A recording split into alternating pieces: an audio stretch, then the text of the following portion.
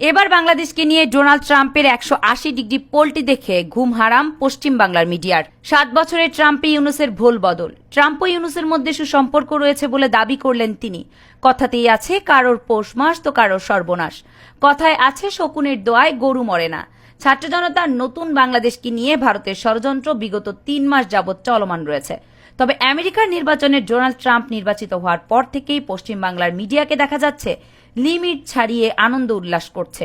তাদের ধারণা এতদিন নরেন্দ্র মোদী একা ষড়যন্ত্র করেছিল নোবেলজয়ী ডক্টর মোহাম্মদ ইউনূসের বিরুদ্ধে, ফলে বাংলাদেশের একটা পশমও নাড়াতে পারেনি। তবে এবার আমেরিকার নতুন রাষ্ট্রপতি হয়েছেন ডোনাল্ড ট্রাম্প।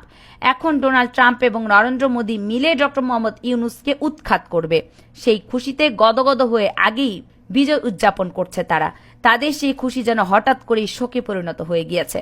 পশ্চিমবাংলার দাদারা এখন দাবি করছে ডক্টর মোহাম্মদ ইউনূসের সাথে ডোনাল্ড ট্রাম্পেরও নাকি বন্ধুত্ব আছে। কিভাবে ডক্টর মোহাম্মদ ইউনূস মোকাবেলা করতে চলেছে ভারতের উৎখাত ষড়যন্ত্র? বাংলাদেশ দখলে স্বপ্নে বিভোর পশ্চিমবাংলার মিডিয়া এ নিয়ে কি বলছে? ভারতের মিডিয়াগুলো এখন বলছে 7 বছরের ট্রাম্পে ইউনূসের ভোল বদল। 2016 সালে সূর্যগ্রহণ, 2024-এ আমেরিকার উন্নতি।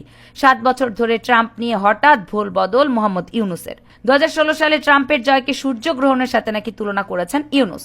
আর এবার নাকি একবারে 180 ডিগ্রি ঘুরে গেলেন মোহাম্মদ ইউনূস। একবারে গদগদ সুর নাকি ইউনূসের গলায়।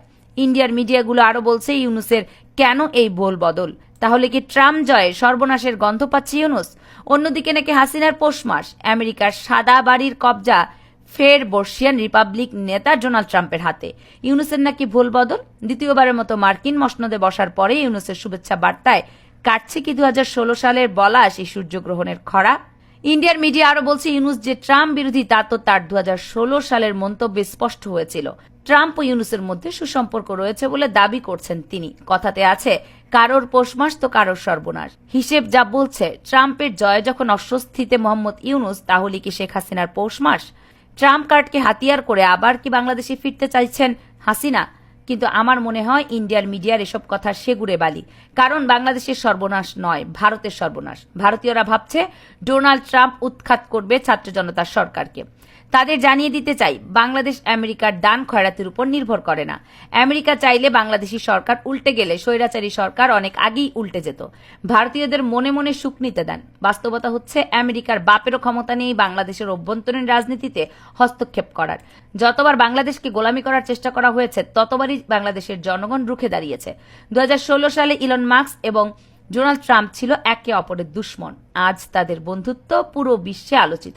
2016 সালে ডক্টর মোহাম্মদ ইউনূসের ট্রাম্প বিরোধী অবস্থানকে উদযাপন করছে ভারতীয়রা। তাদের বলতে চাই ডক্টর মোহাম্মদ ইউনূসের পেছনে 18 কোটি বাংলাদেশি রয়েছে। বাংলাদেশিরাই ঠিক করবে এদেশের রাষ্ট্র ক্ষমতায় কে থাকবে আর কে থাকবে না, ডোনাল্ড ট্রাম্প বা নরেন্দ্র মোদী নয়। দর্শক, আমাদের সাথে আপনিও একমত হন তাহলে কমেন্টস করে জানিয়ে দিন। কামরুন নাহার রাখি, KNR মিডিয়া।